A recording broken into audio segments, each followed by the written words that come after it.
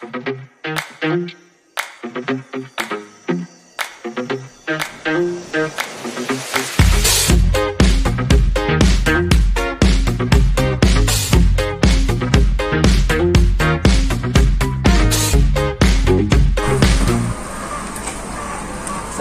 warahmatullahi wabarakatuh. Kembali lagi di Latah Zanfam Channel. Halo sahabat-sahabat peternak, bagaimana kabarnya? Pastinya kalian dalam keadaan sehat walafiat dan baik-baik saja. Nah, di video kali ini saya akan membahas tentang case yang in di dunia peternakan ya, di beberapa minggu ini. Apakah kalian mengetahuinya? Nah, benar. Ini adalah kasus tentang wabah PMK, yaitu penyakit mulut dan kuku. Untuk sebelumnya, bagi kalian yang awam, saya akan membuat gambaran singkat tentang apa itu wabah PMK. Wabah PMK itu diawali dari virus ya, virus yang dinamakan dengan virus foot mouth disease. Nah, virus ini sangat rentan menyerang kepada hewan peternakan kita, yaitu hewan yang berkuku belah. Contohnya misalnya kambing, domba, sapi, kerbau, babi, dan lain sebagainya yang memiliki kuku berbelah. Virus ini juga dapat menyerang kepada hewan liar seperti jerapah, rusa, badak, dan lain sebagainya.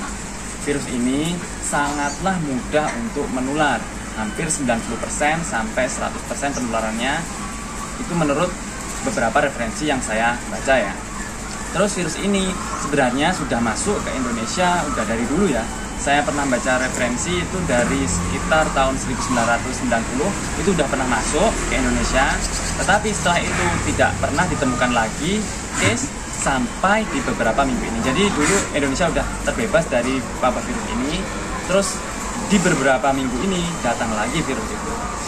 Nah, jadi sekarang lagi viral, soalnya penyebarannya sangatlah cepat. Itu mungkin sekian gambaran singkat dari saya tentang virus PMK. Tak lama-lama lagi, kita langsung aja ke materinya. Kebetulan di sini saya kedatangan tamu istimewa dari paramedik Kabupaten Blitar ya. Ini tepatnya di kandang Latah Zanfam, itu lokasinya di area Blitar. Jadi kita kedatangan paramedik dari Kabupaten Blitar yang sedang berkunjung. Maka kita bisa tanya-tanya ke beliaunya. Yuk langsung aja ke beliaunya. Nah, kita langsung saja sambut beliau ya, Dr. Bima Baskara. Assalamualaikum Mas Dokter. Waalaikumsalam warahmatullahi wabarakatuh. Nah, bagaimana kabarnya? Sehat, alhamdulillah. Alhamdulillah. Ini berkunjung ke kandang kami ya, Latah Zanfam. Berkunjung. Ini saya mau tanya-tanya masalah case yang baru-baru ini viral ya, viral. Oh, kasus virus PMK atau kalau nama lainnya virus foot mouth disease. Foot mouth disease. Nah, bukan ini, foot loh. Oh ya, kalau foot itu hampir mirip. Ya. Nah, di sini saya akan membuat 3 pertanyaan ya. Yang pertama itu indikasi ketika hewan ternak yang terkena PMK itu seperti apa? Hewan ternak yang monggo dibabarkan. Oke. Sugeng selamat pagi para saudara pemirsa yang budiman. Pak, ini kan tadi Mas Bos tanya apa indikasinya sapi yang kena PMK. Apa tujuannya PMK? PMK itu penyakit mulut dan kuku. Sepengetahuan saya dari guru saya, penyakit mulut kuku dia itu sudah ada sejak zaman dulu. Zaman Belanda asing jajah Indonesia itu dia sudah ada. Terus habis itu penyakit mulut dan kuku ini dia itu sering nyerang ke sapi muda sampai sapi dewasa. Naudzubillah, jangan sampai PMK masuk ke hutan manusia. Indikasinya adalah ketika sapi kena PMK itu sudah pasti dia nafsu makan turun. Terus demam. Demamnya kapan? Mulai hari pertama sampai hari ke-14 itu masa inkubasi nih. Kadang langsung kelihatan, kadang belum. Ya kan masing-masing sapi imunnya tidak sama. Siap. Itu 1. Nomor 2. PMK ini DE itu gejala klinis yang sering ditemui. 1, selain panas, sapi ini itu ngosrong juga, hampir mirip kayak BF. Tapi perlu diingat, dia pasti berbuih mulutnya. Berbusa ya? Berbusa. Ya, tapi berbusanya ya rada oke. Terus leleran dari hidung ada, leleran dari mulut juga ada, tapi keruh. Berbuih, tapi ya enak lelerane. Atau burulen. Biasanya seperti itu, kalau yang udah parah. Kemudian infeksi mulut. mulutnya itu di mana? Di sini. Itu ada sariawan ini. Ini Mas. Ada lesi-lesi. Nah, apalagi lidah yang untuk jilat-jilat teman. Itu sering kita temukan ada lesi. Sampai ngapa? Dia nggak mau makan, dia nggak bisa makan. Makanya gitu nanti jaga-jaga kalau sapi nggak mau makan, apa yang sakit? Bisa lidah, bisa. Oke. Terus kasih sebentar. Lanjut turun lagi ke kaki. Turun ke kaki, kakinya itu di interdigitalis atau di antara dua kuku itu ada luka. Ya, ada luka. Seret. Bernyih, cara Jawanya orang Jawa bilang bernyih. Jadi gimana ya? Antara basah nggak basah, kering nggak kering. Itu pun juga ada kayak nanahnya. Siap. Sama kayak yang dibuat tadi. Itu satu. Itu dua. Terus ketika sapi itu nanti kena PMK kan mau nggak mau. Kalau sudah parah karena komorbiditasnya yang tinggi ya, itu pasti ngafkir. Pasti diafkir ya, dijagal. Iya, dijagal jelas Mas. Terus untuk itu Mas, apa namanya kalau untuk efek ke orang? Efek ke orang dagingnya dan ada. Siap. Zoonosis is not zoonosis. Jadi penyakit PMK itu dia bukan penyakit zoonosis teman-teman. Dia bukan penyakit zoonosis, artinya dia itu nular dari sapi, dari kambing, domba, babi, tapi dia nggak akan nular ke manusia. Karena apa? PMK sendiri itu kalau sudah kena suhu keluar, lalu daging sebelah digelerek gitu, keluarkan daging, kepapar suhu pH-nya kurang dari 6, dia mati. Siap. Jadi kalau masak mateng, ya wes aman. Tapi secara etis, mohon maaf nih Mas Sobat, untuk regio kepala, lidah, terus kaki jadi predileksi ya, sama jeroan, mohon maaf diafkir makon alias motor sapi tidak bisa dimasak ya. Tidak bisa dimasak itu untuk sapi yang positif. Kalau masih terduga ya kita masih ada toleransi lah. Terduga, bukan langsung positif loh. Kalau positif ya wis positif dia gambarannya budget PMK wis kepala, kaki sama jeroan. Karena sebagai tempat predileksi tempat tidurnya. Terus penularannya itu wah wis jangan luar biasa Mas Noval. Satu, dia nularnya lewat aerosol udara. Ada angin besar, hujan dari pantura, ya jangan sampai kena. Tapi dia itu ya di area itu aja. Sapi daya tahan tubuh turun kena. Tuh kontak secara aerosol. Dua, penularan kontak secara langsung. Dari mana? Air mata, liur, maupun dari air kencing juga bisa. Berarti fisik ya itu fisik, ya? Fisik ya, kontak fisik. Makanya yang kalau satu anu kena, Anda bisa kena semua. Kerugiannya itu. Siap. Terus kita lanjut ke pertanyaan yang kedua ya. Untuk penanganannya ketika kita udah mendapati sapi terjangkit, itu bagaimana yang apa namanya supaya gerak cepatnya supaya tidak menular ke tempat-tempatnya? Oke, gerak cepatnya pisahkan sapi yang sakit dari yang sehat. Satu jelas, jadi masuk kandang karantina ya. Siap. Nomor dua sapi-sapi yang sakit ya jangan panik selling. Ojo kita langsung didol, ojo, jangan pemirsa. Jadi masih ada yang ketok gejala dan diobati. Itu kan cegah infeksi sekunder karena obat obatnya itu masih belum ditemukan. Oh, vaksinnya masih belum ada ya? Iya, masih kita proses. Tapi siap. Kita kembali lagi di kasus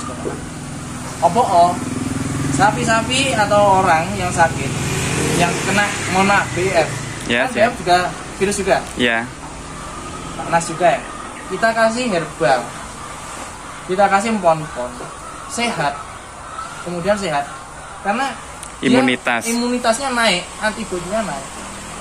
Jadi untuk melawan bakteri untuk melawan infeksi virus dia sudah kuat. Sehat. Siap.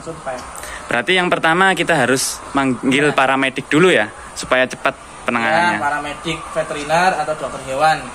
Siap. Harus sering-sering konsultasikan lah. Supaya tidak salah analisis ya, kalau dia analisis sendiri. Iya, terus jaga biosecurity juga ya. Siap. Disinfektan selalu. Siap. Dan untuk yang pertanyaan terakhir, bagaimana cara pencegahan? Pencegah di masa seperti ini. Oke. Nomor 1, pemirsa yang tercinta, tolong sapi kalau misalkan sudah sudah penuh kandang terus jual, harus segera dipotong di tempat pemotongan RPH setempat, jangan sampai dibawa keluar daerah, karena itu nanti baliknya juga kita dari luar daerah bawa kariernya ke PMK juga. Itu nomor 1, jadi membatasi lalu lintas. Nomor 2, jangan di masa pandemi ini jangan membeli sapi dari daerah yang terjangkit PMK, misal dari Gresik, Lamongan, Jombang, Mojokerto, kan sekarang masih dalam PMK. Baik, kita hati-hati. Jadi tetap kita membatasi pergerakan itu ya dari secara luar. Terus kemudian dari peternakan kita sendiri, kita harus menerapkan biosecurity ketat. Jadi siapkan celup kaki, terus ada sprayer minimal. Sprayer taruh di pintu masuk kandang lah. Ya, siap. Dari luar. Keluar kandang pun juga gitu, kita harus steril juga. Nah, itu nomor 2. Nomor 3, pencegahannya memberikan jamu. Jadi jamu selain digunakan sebagai terapi alternatif juga sebagai pencegahan juga. Jadi imunitasnya dia jadi tinggi. Oh, menjaga imunitas dari hewan ternak supaya tinggi. Iya. Siap. Kan dia nggak akan mudah terinfeksi. Siap. Oke, itu Mas Bos. Siap, ada wejangan-wejangan yang mungkin bisa ditularkan ke teman-teman para peternak. Mungkin ini bisa ditonton ya untuk peternak seluruh Indonesia. Monggo Mas Dokter untuk wejangannya. Untuk wejangannya, untuk teman-teman peternak kita ya, lebih sharing aja. Aku sinau sampai sinau, kabeh ya sinau. Jadi ayolah jogo sapi, jogo awake. Jangan gampang main ke kandangnya temennya. Dalam artian hati-hati kalau bepergian dari kandang satu ke satu lainnya, tetaplah kita menerapkan biosecurity tadi. Misalkan pengen ngindangi sapi ini temennya, ya delok aja kok jauh. Kita jaga diri satu itu. Karena ya PMK kan memang lewat udara. Nomor 2, cepet banget ya nularnya ya. Iya, terus banget kayak aku yang ngomong gitu. Siap. Yang nomor 2, ini teman-teman, mulu sapi terus terang ya agak. Jadi untuk nyegahin memutus rantai ini kuman, setiap bulan, setiap 3 minggu sekali, sering petugas suruh ngontrol ke kandang. Siap. Jangan sampai lah kandang itu tidak disogok dokter. Harus ada seperti penanggung jawab gitu ya. Kami itu peternakan harus ada penanggung jawab. Bukan kita sebagai dokter hewan, kudu dokter ini. Tidak. Dalamnya apa? Kita niatkan kita itu mengamankan wilayah kita, wilayah kerjanya dokter hewan, supaya bebas dari wabah PMK ini. Ya. Siap. Nah, terus hati-hati kalau beli daging impor, hati-hati karena ya itu tadi dari India ya, negara yang belum bebas ya dari kasus PMK. Tapi daging impor ya hati-hati. Daripada nanti dibeli terus jadi vektor menular ke sapi kan ya kasihan juga sapinya. Siap.